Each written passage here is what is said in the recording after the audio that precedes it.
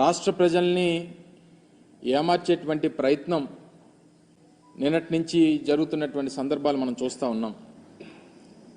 స్థానిక శాసనసభ్యులు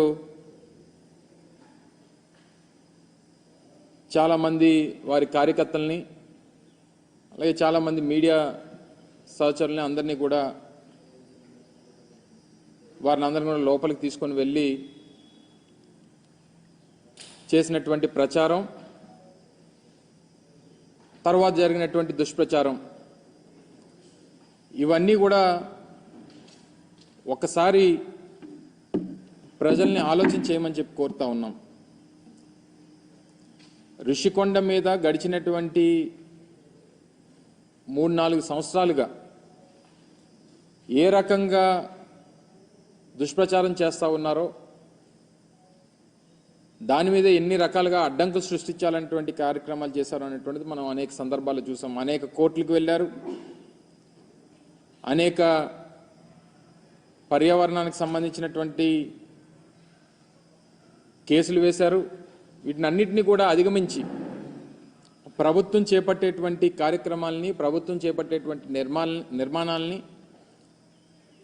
పూర్తి చేసేటువంటి కార్యక్రమం చేసి దాదాపు 4-5 నెలల క్రితం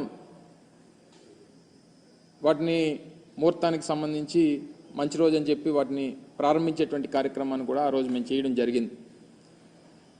అయితే ఇప్పుడు చేస్తున్నటువంటి దుష్ప్రచారం అంతా కూడా అదేవో సొంత భవనాల్లాగా, ఈరోజు ప్రభుత్వం వారు ఉన్నారు, ప్రభుత్వంలో వారు ఉన్నటువంటి సందర్భాలు,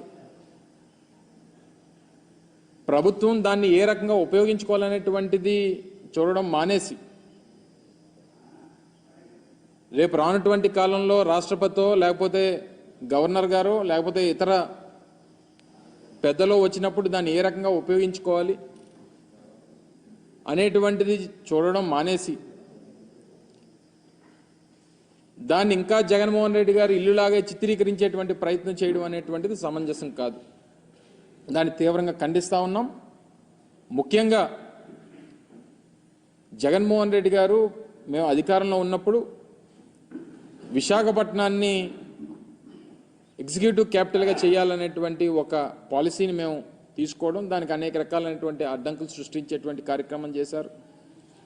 మళ్ళీ అధికారంలోకి వస్తే ఇక్కడి నుంచి పరిపాలన మొదలు పెట్టాలనేటువంటి ఒక నిర్ణయాన్ని ఆ రోజు జగన్మోహన్ రెడ్డి గారు ప్రకటించడం జరిగింది. సరే, ఎన్నికల్లో వచ్చినటువంటి ఫలితాలు దాన్ని ప్రజాస్వామ్యంగా అంగీకరించి వారికి అధికారం వచ్చింది. సరే, వారు ఇప్పుడు నిర్ణయం తీసుకున్నారు, నిర్ణయం తీసుకున్న దాని ప్రకారం వారు చేసుకుంటారు. విశాఖపట్నం అనేటువంటిది ఉమ్మడి రాష్ట్రం ఉన్నప్పటి నుండి, హైదరాబాద్ రాజధానిగా ఉమ్మడి రాష్ట్రానికి ఉన్నప్పటి నుంచి రెండో అతిపెద్ద నగరంగా అభివృద్ధి చెందినటువంటి ప్రాంతం విశాఖపట్నం.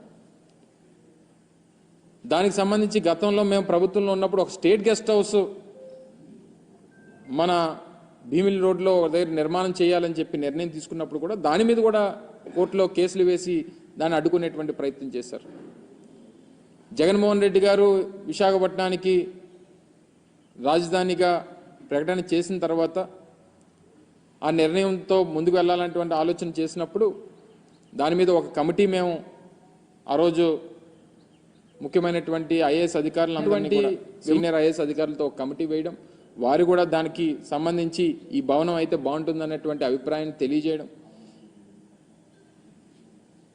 సబ్సిక్వెంట్గా వచ్చినటువంటి రాజకీయ పరిణామాలు, ఎన్నికల ఫలితాలు, ప్రజలు తీసుకున్నటువంటి నిర్ణయాలు, ఇవన్నీ కూడా చూసిన తర్వాత ఇప్పుడు దాన్ని ఏ రకంగా ఉపయోగించుకోవాలనేటువంటిది ఇప్పుడు ఉన్నటువంటి ప్రభుత్వం ఆలోచన చేయాలి తప్ప ఇంకా తీసుకుని వచ్చి జగన్మోహన్ రెడ్డి గారి మీద, వైఎస్ఆర్ కాంగ్రెస్ పార్టీ మీద బురద జల్లడం అనేటువంటిది ఎంతవరకు సమంజసం అనేటువంటిది వారు ఆలోచన చేయాలి.